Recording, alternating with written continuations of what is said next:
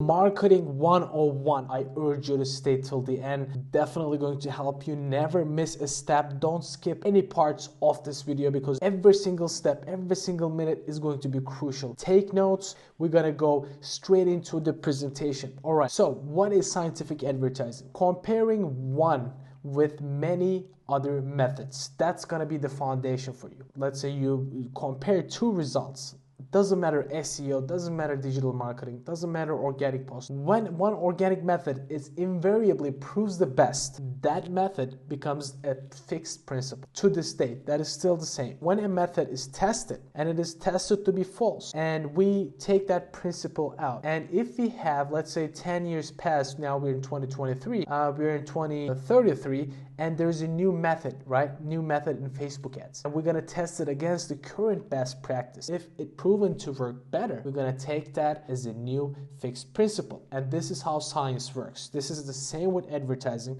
There's some brands, really big brands, are still doing a big mistake by just moving with their hearts and not doing any testing, never leaving a testing budget for anything. Testing is gonna be our Bible. How we actually came to this day is a different story. Mail order advertising is traced down to the fraction of a penny. Headlines, settings, sizes, arguments, pictures compared. No guesswork is permitted. Everything comes down to cost per customer or cost per dollar of sale. So if a person doesn't know his cost per customer, acquiring a customer, or cost per sale, the advertising is useless. The main goal of an advertising, the main goal of a marketing plan is to bring more money. Otherwise, the brand awareness, if you're not working for Nike, of course, or Adidas, or really big brands, or Facebook, still Facebook, they don't care about brand awareness. They want to keep users, and what they do is they track the user retention. And of course, they have to get people to use their platforms. How they do it? They run conversion campaigns. They run marketing plans that is aimed to actually get people to they're hooked to their platforms. They don't say, okay, we're gonna go after 100 million people, let's raise their awareness. Like, awareness doesn't pay the bills. We have to understand this. And a lot of brands, because I've been working with really big brands, I had to this day in my career probably spent over $100 million on ads, ad platforms, on SEO, on Facebook ads, Google ads in total. And I've worked with a lot of international brands, really big medical companies, and some of them is going to have quarterly budgets, and they're going to say, yeah, we want to set up this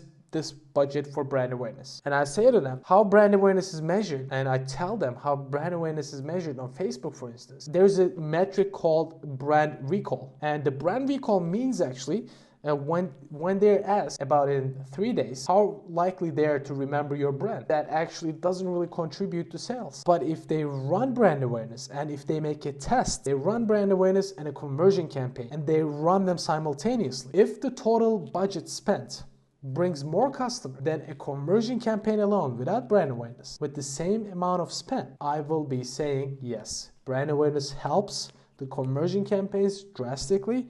Go ahead and run brand awareness. But at this stage, we don't have that data, and I discourage you to run brand awareness campaigns. Advertising back then was a gamble. Speculation was all over the place. There were no safe pilots because few sailed the same course twice. There were lucky ones, and the other campaign, it was a trash. It was a disaster. And it's again, only purpose of advertising is to make sales. And I want to give you a different perspective. Treat marketing plan as a salesman, but multiplied sales. What is the role of a salesman? To make sales, right? Go and pursue someone. What do? They engage in a conversation. They ask questions. They understand their objection, their goals. The customer is going to throw them out some objections, and they handle those objections.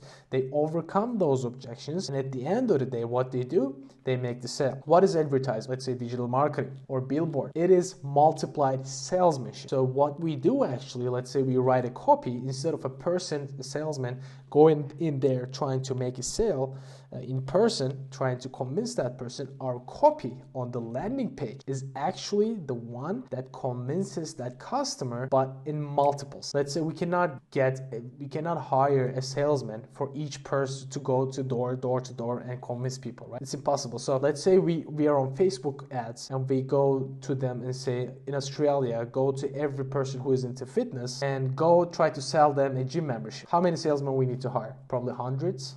maybe thousands, to go talk to each and every one of them. But if you do it on Facebook ads, super easy. And it's gonna cost, a fraction of that amount. So let's come to cover the copy section. The copy section, writing a copy. I have a copywriting course which is completely free. Go check that out after this video. First, finish this video if you're new to marketing. Writing is going to be in everything. Whether you run Facebook ads, whether you run organic social media posts, whether you do Facebook advertising, Google advertising, it is going to be copywriting all over the place, right? I want to underline this. This is 101 marketing. Fine writing is a distinct disadvantage. Why? We are not Shakespeare. You're going to come across some brands. They want to look professional. They want to have a certain brand tone, but 90% of the population loves and prefers and easily understands on an 8th grader level. This was a done survey, again, scientific conclusion, and it was done on the research as well. They made a test and advertising copy with the same brand. They didn't know. They used a really high-end old British words and stuff, but the other one was really straight to the point. 6th grader could understand, easily understandable copy, and the one with the easy copy converted way better. Some say be brief, people will read for little, which is a big mistake again. Would you say to a salesman, let's say the prospect is standing before him, would you confine him to any certain number of words? So you don't go to him and say, you have 2 sentences to make the sale. No, that will be an unthinkable handicap. So give them enough to take action. The landing pages, the more successful landing pages is long. The longer we make the landing pages, they convert better. Let's say 1 page converts worse than 2 pages. 4-page copy or brochure or a website converts worse than a landing page, for instance, takes 6 pages. I'm talking about pages, scrolls. Take, if it's a 1 page, I mean like you cannot scroll down. 2 pages you scroll down. 4 pages you scroll down. The longer it is, the easier for you to make sales for anything. Even if a social media copy, right? Say you post an organic Instagram picture. The copy has to be long because you're not trying to get everyone to buy your product. You are trying to get people who are interested in buying your product. You don't want to change habits. Most advertisers abandon their parts. They forget they're salesmen and they try to be performers. This is a big mistake again. Instead of sales, people seek applause. And don't try to be amusing. This is the main thing. We don't want to be witty. We don't want to be funny. We want to get the point across when we're advertising a certain thing. An ad you might see might get tons of shares, and there has been tons of examples of this.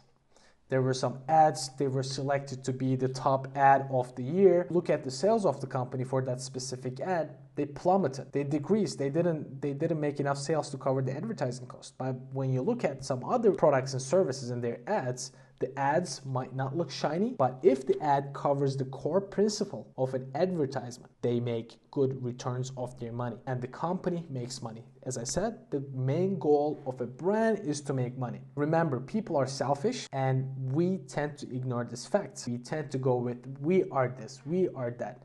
People don't care about us. People care about what's in it for them. That's the biggest takeaway of marketing. If you're going to take away one thing from this presentation, take that away. The testing. I talked about testing. If a person thinks his ads is amazing, it is working, and he hasn't done any testing, but it's profitable, right? Let's say he's spending $14 and he's getting a lead for his car showroom, let's say. But it's guesswork. Let's say when he goes and tests with 20 different other ad or copy variations, maybe he can end up finding the best copy, best headline, best image, which takes his CPA, which is cost per acquisition, to $7. And when he spends $100,000 on a bigger scale after he's done testing, the cost will be almost in half, right? Whereas $14, whereas $7. It is a big difference. He might be profitable with like $14, but he can make it cheaper with testing. And in mail order advertising, the more ads are run, the most successful it seems to be appearing. Well, let me tell you why. If a person has been running a single ad for years, or you see that same exact ad appearing on TV for months, 6 months, 7 months, you understand that ad is powerful and making money. A person do not run a brand, do not run the same ad if that's not powerful or making money. And it's still valid to this day. It was still valid back in the mail order days, and it's still valid today. If you go to Facebook ads library, you're gonna look at some ads, and under those ads you're gonna see some social proof. What is social? You're gonna see 20,000 people liked, this many people commented. If you see that many social proof, it is quite unlikely that that ad has been live for days or weeks. It is more likely that ad has been running for probably like 6 months, 7 months, and they didn't change a thing. Why? Because it's been profitable, it's been making money. So if you see an ad like that, you want to copy the structure, not what they say, not how they do it. You copy the structure and how they actually built that ad. If it's a testimonial ad, or a person is unboxing the product, or a person is talking about how he benefited before and afters, copy those. You may not like an ad. It may seem crowded, it might not be your taste, but if the test results show the otherwise, the conclusion is made. The tests are always going to be more powerful than what you think, what other people think, what your mom thinks. Let's talk about the purpose of a headline. Headline is really important. As I said, I'm going to put a card here. My copywriting course is completely free on YouTube. I have a bunch of marketing stuff. If you're new to this channel, definitely subscribe. You're going to learn a lot. And drop a comment. If you are new to marketing and you want to learn this skill, drop a comment, yes, I want. Drop a comment, yes, I want, under this comment section. All right, let's go to the headlines. Headlines, you know, the main goal of a headline is actually pick out the people you can interest. We don't want to talk to everyone. Everyone can't be our target. You wish to talk to someone in a crowd. What do you do first? You say, hey there, Billy. Right? You first get the person's attention, and you never be misleading. Then you tell them what you're looking for. First, you need to get the attention first and then speak to that person. You say, hey, I'm XYZ. You speak to that, say the person's name, you get his or her attention. Never be misleading in the headlines as well. Don't be clickbaited. This is not YouTube. YouTube, you can get clicks, but in advertising, the potential customer will resent you and your brand. Let's say you read a newspaper and you go to flip the sports section, and under the sports section, you see a sports headline, he's injured, will be out for 3 weeks, and you read, go ahead, and it's talking about politics. You will hate that. A headline has to tell them what's it about, right? We want to give them a clue about what's it about. So, as I said, get the attention with the headline first, speak to that customer, and it has to have a clue that what's it about. And also the image has to be there as well. One headline change is proven to double the sales from advertising. This is crucial, guys. A headline has to be tested again and again and again. What do I mean by that? I have a free Facebook tutorial on this channel as well. Watch it if you want to start your Facebook ads from scratch. I test a lot of headlines. So you might be thinking, if you're selling a fitness product for weight loss, you might be saying, lose 2 notches from your belt. That sounds good, you know, it implies weight loss. And you want to test it against 25 to 34 years old women. Pay attention if you want to get ready for summer, right? Get ready for summer. How do they get ready? They don't gain weight to get ready for summer, right? They lose weight. I mean, it's separate. But which one do you think is going to bring more people? You never know. You might think this one is going to bring, let's say, or this one is going to bring more sales. But if you don't test, you're not going to have the results. That's why it's really important to test. And as I said, one change in the headline is proven to double the sales. Let's go to psychology. People think cheapness is extremely good and we have to make it cheaper so we get the sales. This is a common misconception in marketing, especially in the Western cultures. Cheapness is not a strong appeal. They resent cheapness, but they chase bargains, not cheapness. This is really important. They chase bargains, but not cheapness. Even big brands like Louis Vuitton, they have bargains, right? Buy one, get two, or get two, get one free, or this 20% discount on Valentine's Day. Every brand has discounts. But it doesn't mean Louis Vuitton is cheap, but they have bargains. They have memberships to get discounts, right? Guarantees ceased to be impressive. What do I mean by that? Back in the days, guarantees, 20 days money back guarantee, 30 days money back guarantee, it was impressive. Test results show us it is no longer that effective in advertising. It is more like we're natural for a drinking product, or more like our food is healthy, everyone says that, except McDonald's maybe, right? Then people came up with after, guarantees lost its power, they came up with, try it for a week. If you don't like it, we will return your money. And then after a while, then the most impressive one came up to be, and I'm still talking about the days in the mail order days, but still brands do it, and the brands that do it are still super profitable. Try it for a week. If you like it, come and pay then. And they sold typewriters, washing machines, books, etc. And you might be thinking, Jim, they're gonna rip me off if I do that deal, as you said. Try it, and if you like it, then come pay us. You might be thinking, Jim, I'm gonna lose money now. Losses are very small. We found out people are honest, and actually there is a rule of reciprocity that is ingrained in our DNA that helps us drastically.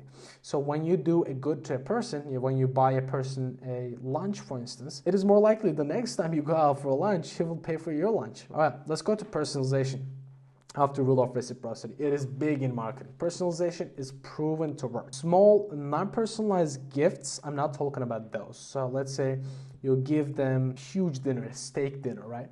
Which is not personalized, but the big menu, which is, of course, they buy the food and then you give them a mint. It is not that effective. Still effective than no gifts, but let's say you give them a card saying, thank you, Jim, with your name to the customer. Let's say you're in a restaurant and you make a personalization.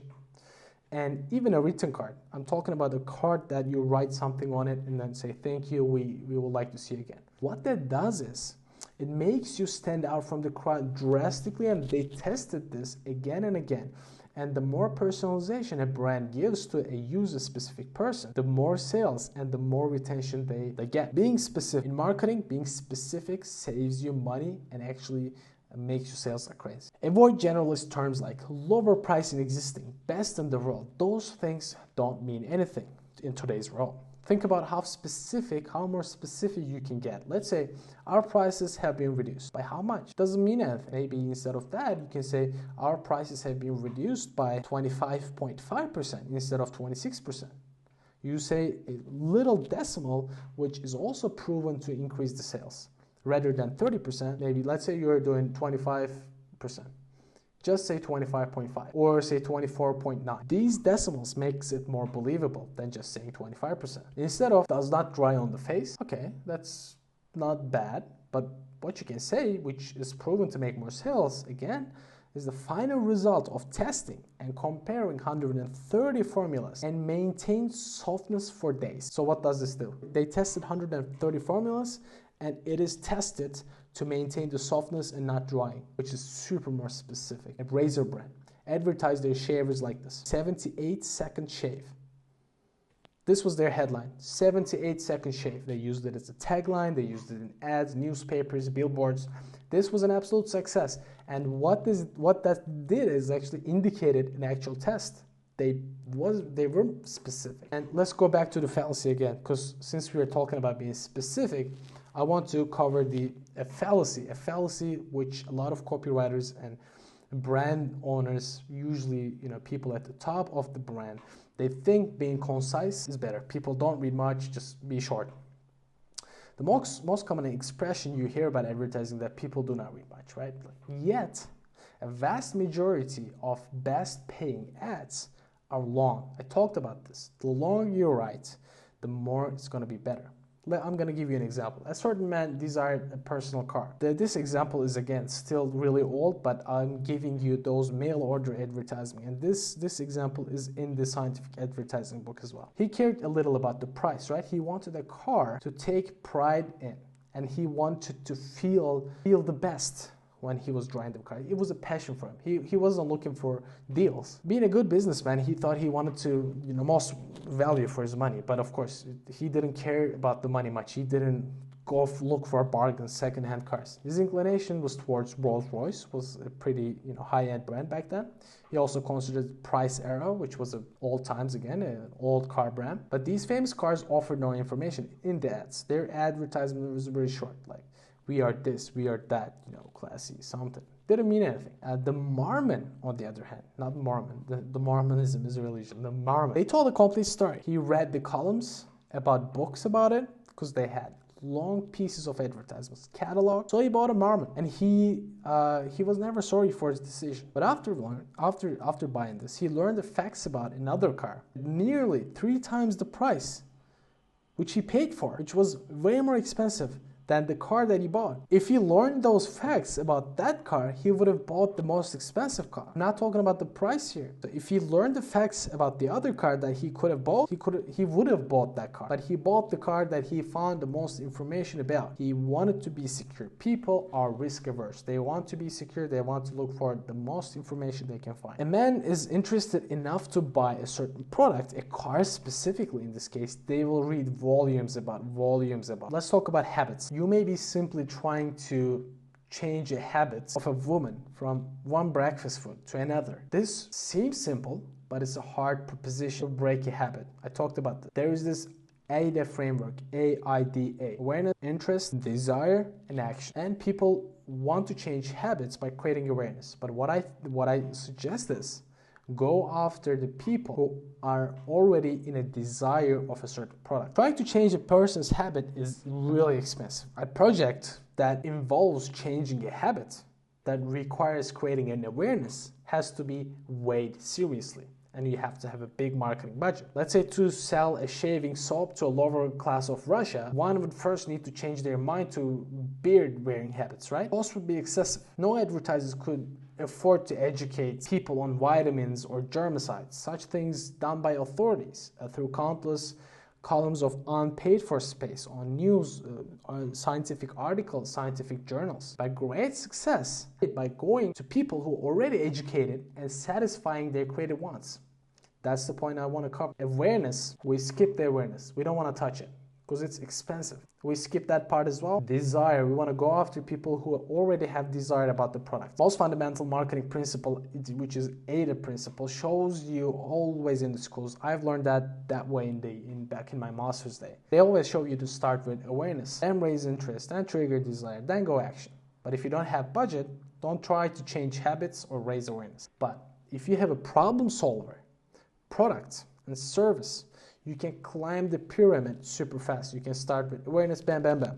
If there's an existing problem, you can create awareness with a relatively low budget, but I still don't suggest you do that. Why? Because a famous copywriter, Gary Halbert, said, don't try to be innovative unless you are solving a problem. If you're solving a problem, that will be great. But if you're not solving a problem with your products, that it is simply an alternative way of doing things, and you have to create awareness, that is going to cost you a lot of money, and don't do it. Information. A copywriter, to have a chance of success, must gain full information of his subject. So if you're writing a copy, if you're going to be the marketer of a firm, if you have a new client, you have to gain full knowledge of the industry. You know the pain points, you know the appeals. Watch at least 10 YouTube videos, 15 YouTube videos about the market, product, and competitors. Take notes, read books. Ads might seem simple. You might seem, oh, I could have done this, but it must be simple to appeal to simple people. That's why each ad requires a ton of work, ton of research, ton of competitor research. I don't mean by just going to your competitor's website and looking, oh yeah, I've done my competitor research. That's not it.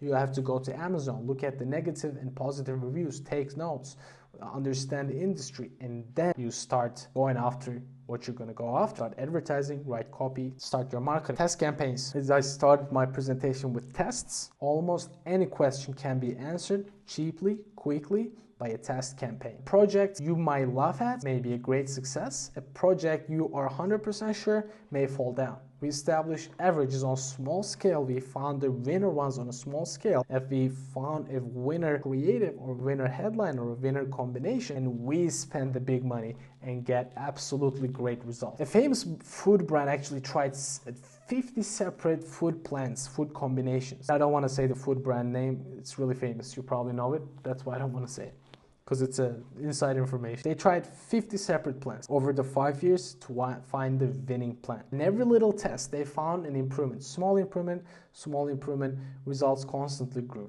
And the company's winning plan actually grew the sales 75%, which is absolutely crazy. Negatives. When you're writing a copy, and of course go to the copywriting course completely free. Again, there is no upsells. I'm not selling anything. You watch that, and after this, I'm gonna finish this and you go watch it. It's amazing copywriting video. But I want to cover this as well. In advertising, negative advertising. People always say, you know, go after the pain, go after the pain, which is important. You can underline a pain. But trashing competitors is rarely a good tactic. Even writing a copy, try to show the positive side and attractive side. And they made a test on a toothbrush brand. They showed a tooth problem, cavity fill, cavity problem. They compared it to a smiling face with beautiful teeth, and which resulted to be beautiful teeth picture actually drew more sales. They know the problem. They want to solve the issue, but if you don't show them the end result, they're probably not going to take action. And let's say picture of a successful man, but not failures when you advertise a business course, which is a great example again. We are attracted by sunshine, happiness, success, health. We have to point the customers to the end goal. They have to see the end goal. I call it the heaven island. Picture envied people,